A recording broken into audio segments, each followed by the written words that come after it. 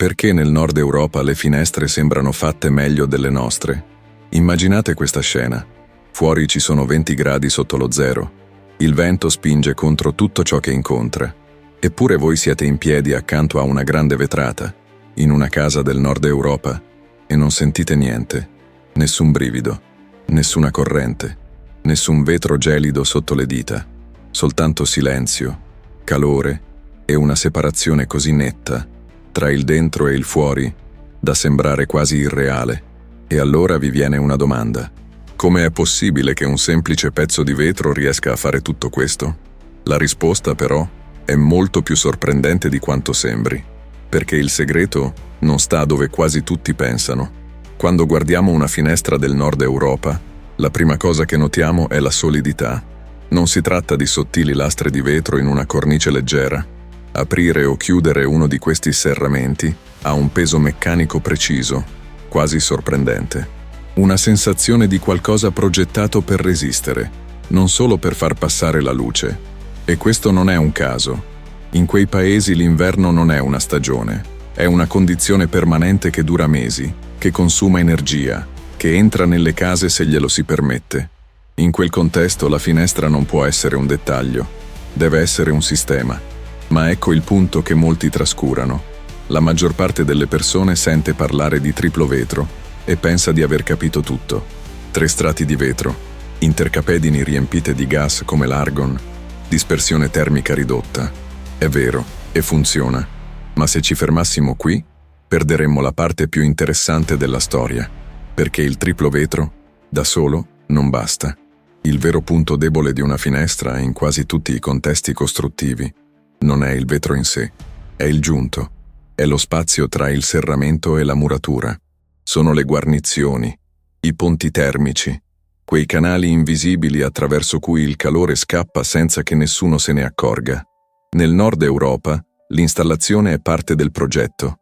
La finestra non viene appoggiata al muro, viene integrata nell'intero sistema isolante dell'edificio. Quella precisione è ciò che fa la differenza.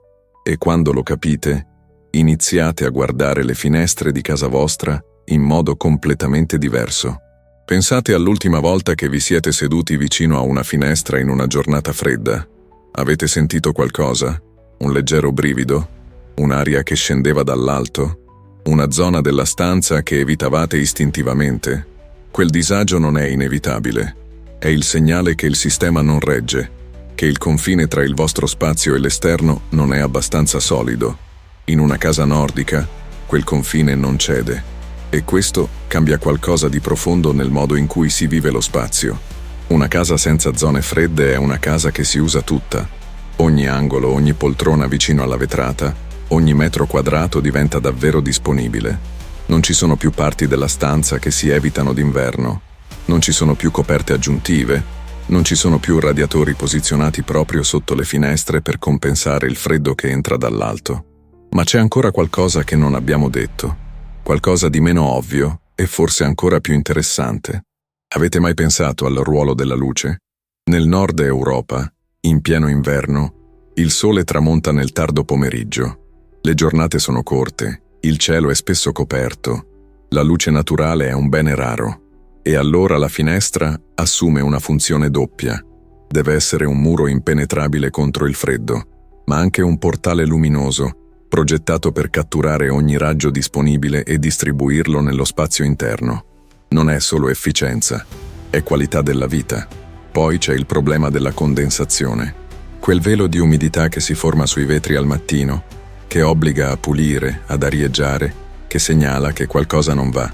Nel nord Europa, dove la ventilazione interna è spesso integrata nel progetto della casa, il vetro rimane limpido, non perché non faccia freddo, anzi, ma perché il sistema gestisce il salto termico in modo così preciso da non lasciare spazio all'umidità di depositarsi. E poi c'è il silenzio. Una finestra ben costruita non è solo un isolante termico, è anche una barriera acustica. Il rumore del traffico, del vento, della pioggia. Tutto si ferma prima di entrare. L'effetto non è solo fisico, è psicologico. Si percepisce come una bolla, un involucro di quiete costruito con attenzione. Ma la cosa più importante non è nessuno di questi dettagli tecnici. presi da soli. La cosa più importante è che tutto questo rivela qualcosa di culturale. In quei paesi la finestra non viene considerata un elemento estetico, un quadro che incornicia il panorama.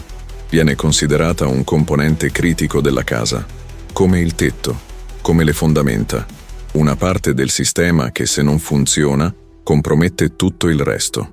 Da noi, per molto tempo, il clima mite ha perdonato certe leggerezze. Non avevamo bisogno di essere così precisi. E allora la finestra è diventata spesso un elemento decorativo, una scelta di stile, un elemento di finitura, non un sistema di protezione. Ma il clima sta cambiando. E con esso anche la nostra percezione di cosa sia essenziale in una casa. Guardare le finestre del Nord Europa con occhi nuovi non significa copiare uno stile, significa capire una logica. La logica di chi ha costruito il proprio modo di abitare partendo dall'ambiente più difficile, trasformando il rigore in comfort, il freddo in un motivo per fare le cose per bene, perché alla fine quelle finestre non sembrano migliori per magia, sembrano migliori perché sono la risposta giusta a un problema serio. E la prossima volta che vi avvicinate a una finestra, in qualsiasi stagione chiedetevi: questa mi sta davvero proteggendo? O mi sta solo separando dal mondo con uno spessore appena sufficiente? In quella domanda si nasconde una differenza di mentalità che va ben oltre il vetro.